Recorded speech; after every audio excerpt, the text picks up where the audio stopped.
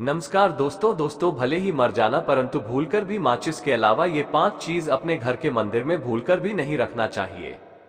आज हर घर में एक मंदिर बना होता है और जो भी मंदिर में सभी सामानों को व्यवस्थित रूप से रखता है और आपको पता है कि मंदिर में क्या रखना चाहिए और क्या नहीं रखना चाहिए, तो ऐसे में आपके घर की तरक्की होगी, आपका घर परिवार सुख समृद्धि और माता लक्ष्मी का आशीर्वाद सदा बना रहेगा। और जिस भी घर के मंदिर में गणेश जी की मूर्ति या तस्वीर या फोटो रखी हुई है तो उसे घर परिवार के किसी भी सदस्य को इस वीडियो को जरूर देख लेना चाहिए। और हाथ जोड़कर विनती है कि वीडियो को आज और अभी ही देख ले, वरना परिवार बर्बाद हो जाएगा।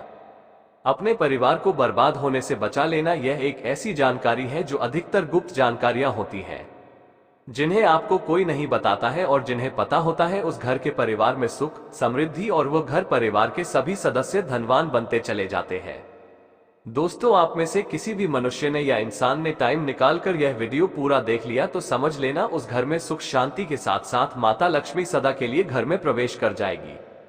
आज भी इस आधुनिक समय में कई ऐसे लोग होते हैं जो घर के मंदिर के सामने कई ऐसी हरकतें कर देते हैं जिसकी वजह से उसे घर परिवार में दुखों का पहाड़ टूट जाता है। आप देख पा रहे होंगे ना, ये वह लोग हैं जो अपने घर के मंदिर के सामने गलत संबंध बनाते हैं। और दोस्तों, साथ ही कुछ ऐसे पति पत्नी होते हैं जो कि घर का कोई स्थान नहीं देखते हैं, जब मन करे जब पति के साथ संबंध बनाना शुरू कर देती है। आज भी घर परिवार में ऐसे ऐसे पति पत्नी रहते हैं जो कि ना तो समय देखते हैं और ना ही कौन से स्थान पर हम संबंध बना रहे हैं, कुछ भी नहीं देखते हैं। और जो इस तरह की हरकत करता है उसका घर परिवार बर्बाद हो जाता है। और वीडियो को छोड़ने से पहले घर में जो अपने मंदिर बनाकर रखा है ना, उसमें से यह चीज बिल्कुल हटा देना, इसलिए ध्यानपूर्वक देखना हम क्या बताने जा रहे हैं आपको। आज अगर आपके घर में मंदिर है और आप भगवान की पूजा करते हैं तो आज यह वीडियो अपने मंदिर के लिए, अपने भगवान के लिए जरूर देख लेना। गलती से भी इस वीडियो को छोड़ मत देना, नहीं तो आपका घर पूरा बर्बाद हो जाएगा। वीडियो को हल्के में लेने की भूल बिल्कुल भी ना करें, नहीं तो घर में ऐसी गरीबी आएगी कि आपको खाने के दाने नसीब नहीं होंगे। आज नहीं तो कल, कल नहीं तो परसों, एक ना एक दिन तो यह वीडियो आपको जरूर ही देखनी पड़ेगी। तो हो सके तो बर्बाद होने से पहले ही इस वीडियो को देख लेना, घर परिवार बर्बाद होने से पहले ही बच जाएगा। आज भी भारत में ऐसे ऐसे कई लोग रह रहे हैं जिन्होंने अभी तक घर के मंदिर में से ये 3 चीजें हटाई नहीं है। और कुछ ऐसे भी लोग हैं जो घर का मंदिर को अपने बेडरूम में ही बना रखा है। ऐसे में कई पति पत्नी ऐसे हैं कि बेडरूम में ही अपने घर का मंदिर और बेडरूम में ही एक साथ पति पत्नी सोते हैं। कहने का मतलब ये है कि जिस कमरे में पति पत्नी एक साथ रहते हैं, एक साथ सोते हैं, एक साथ खाते हैं और दोस्तों एक साथ रात में संबंध बनाते हैं, और जरा सोचकर देखिए, आपके बेडरूम में भगवान जी का मंदिर है और आप भगवान जी के मंदिर के सामने ही सबक बनाना शुरू कर देते हो, और भगवान जी के मंदिर के सामने इस तरह की हरकत करना बहुत गलत है। हम हाथ जोड़कर आपसे बोल रहे हैं कि कभी भी अपने बेडरूम में हो सके तो मंदिर नहीं बनाए। हम ऐसे नहीं बोल रहे हैं कि पति पत्नी को संबंध नहीं बनाना चाहिए, बल्कि हम आपसे ये बोल रहे हैं कि पति पत्नी को संबंध बनाना चाहिए, परंतु घर के मंदिर अलग होना चाहिए।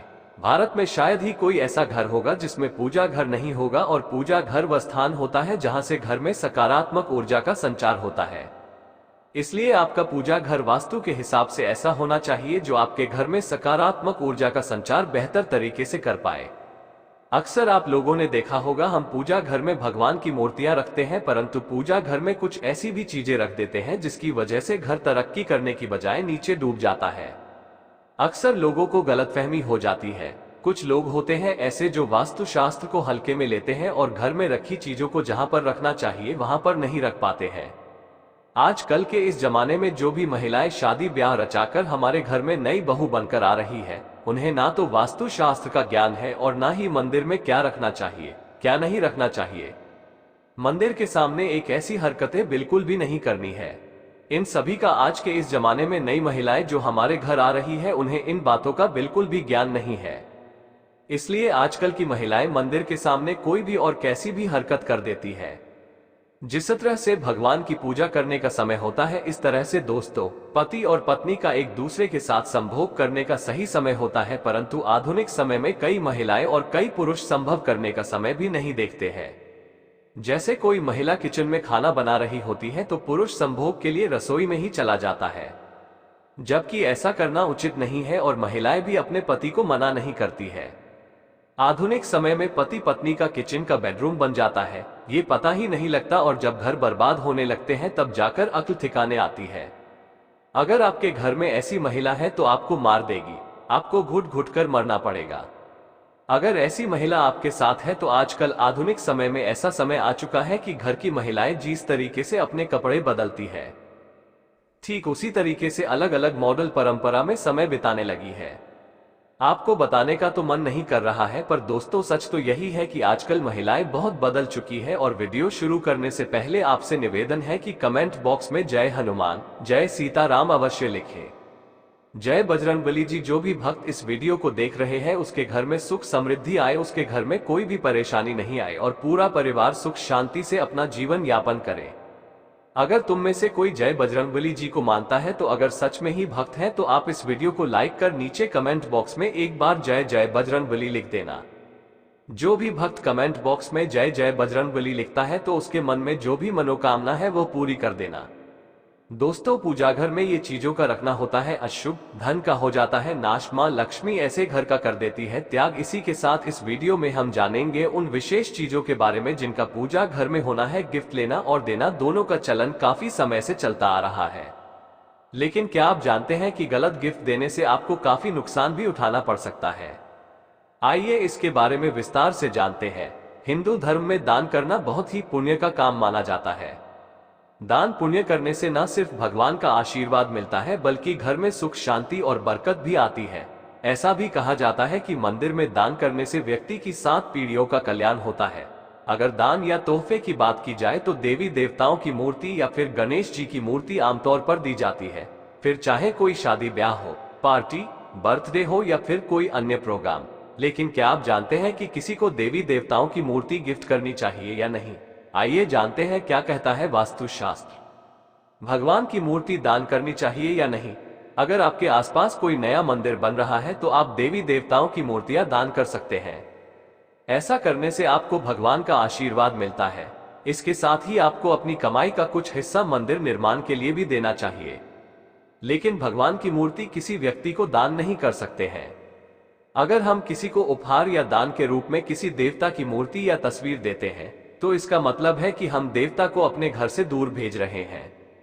वहीं चांदी के सिक्के जिन पर देवी देवताओं के चित्र बने हो देना शुभ नहीं होता है। भगवान कृष्ण के जितने नाम हैं उतनी कहानियां, जीवन जीने के तरीके को अगर किसी ने परिभाषित किया है तो वो कृष्ण है। कर्म से होकर परमात्मा तक जाने वाले मार्ग को उन्हीं ने बताया है। संसार से वैराग्य को सिरे से नकारा, कर्म का कोई विकल्प नहीं, ये सिद्ध किया। कृष्ण कहते हैं, मैं हर हाल में आता हूं, जब पाप और अत्याचार का अंधकार होता है तब भी, जब प्रेम और भक्ति का उजाला होता है तब भी। दोनों ही परिस्थिति में मेरा आना निश्चित है। वैसे तो कृष्ण का संपूर्ण जीवन ही एक प्रबंधन की किताब है, जिसे सैकड़ों हजारों बार कहा सुना जा चुका है। कुरुक्षेत्र में 2 सेनाओं के बीच खड़े होकर भारी तनाव के समय कृष्ण ने अर्जुन को जो ज्ञान दिया वो दुनिया का श्रेष्ठतम ज्ञान है। गीता का जन्म युद्ध के मैदान में 2 सेनाओं के बीच हुआ। जीवन की श्रेष्ठतम बातें भारी तनाव और दबाव में ही होती हैं।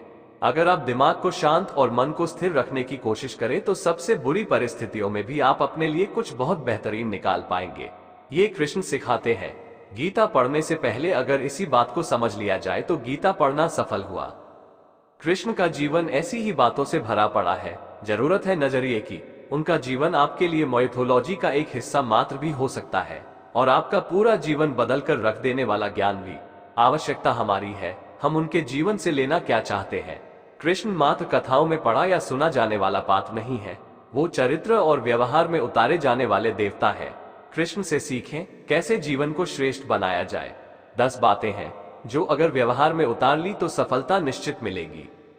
1. शुरू से अंत तक जीवन संघर्ष ही है। कारागृह में जन्मे कृष्ण, पैदा होते ही रात में यमुना पार कर गोकुल ले जाया गया। तीसरे दिन पुतना मारने आ गई। यहां से शुरू हुआ संघर्ष देह त्यागने से पहले द्वारिका डुबोने तक रहा। कृष्ण का जीवन कहता है, आप कोई भी हो, संसार में आए हैं तो संघर्ष हमेशा रहेगा। मानव जीवन में आकर परमात्मा भी सांसारिक चुनौतियों से बच नहीं सकता। कृष्ण ने कभी किसी बात की शिकायत नहीं की, हर परिस्थिति को जिया और जीता। कृष्ण कहते हैं, परिस्थितियों से भागो मत, उसके सामने डटकर खड़े हो जाओ। क्योंकि कर्म करना ही मानव जीवन का पहला कर्तव्य है। हम कर्मों से ही परेशानियों से जीत सकते हैं। स्वस्थ है शरीर से ही विजय है। कृष्ण का बचपन माखन मिश्री खाते हुए गुजरा। आज भी भोग लगाते हैं हम, लेकिन ये संकेत कुछ और है। आहार अच्छा हो, शुद्ध हो, बल देने वाला हो। बचपन में शरीर को अच्छा आहार मिलेगा तो ही इंसान युवा होकर वीर बनेगा। शरीर को स्वस्थ रखना है तो बचपन से ध्यान देने की जरूरत है। ये पेरेंटिंग के दौर से गुजर रहे युवाओं के लिए बड़ा मैसेज है। अपने बच्चों को ऐसा खाना दे जो उनको बल दे, सिर्फ स्वाद के लिए ही ना खिलाएं, तभी वे बड़े होकर स्वयं को और समाज को सही दिशा में ले जा पाएंगे। 3. पढ़ाई किताबी ना हो, रचनात्मक हो। कृष्ण ने अपनी शिक्षा मध्य प्रदेश के उज्जैन में सांदीपनि ऋषि के आश्रम में रहकर पूरी की थी। कहा जाता है 64 दिन में उन्होंने 64 कलाओं का ज्ञान हासिल कर लिया था। वैदिक ज्ञान के अलावा उन्होंने कलाएं सीखी। शिक्षा ऐसी ही होनी चाहिए जो हमारे व्यक्तित्व का रचनात्मक विकास करे। संगीत, नृत्य, युद्ध सहित 64 कलाओं कृष्ण के व्यक्तित्व का हिस्सा है। बच्चों में कोरा ज्ञान ना भरें, उनकी रचनात्मकता को नए आयाम मिले, ऐसी शिक्षा व्यवस्था हो। 4. रिश्तों से ही जीवन है, बिना रिश्तों के कुछ नहीं। कृष्ण ने जीवन भर कभी उन लोगों का साथ नहीं छोड़ा जिनको मन से अपना माना। अर्जुन से वे युवावस्था में मिले, ऐसा महाभारत कहती है, लेकिन अर्जुन से उनका रिश्ता हमेशा मन का रहा। सुदामा हो या उद्धव, कृष्ण ने जिसे अपना मान लिया उसका साथ जीवन भर दिया। रिश्तों के लिए कृष्ण ने कई लड़ाइयां लड़ी और रिश्तों से ही कई लड़ाइयां जीती। उनका सीधा संदेश है, सांसारिक इंसान की सबसे बड़ी धरोहर रिश्ते ही है।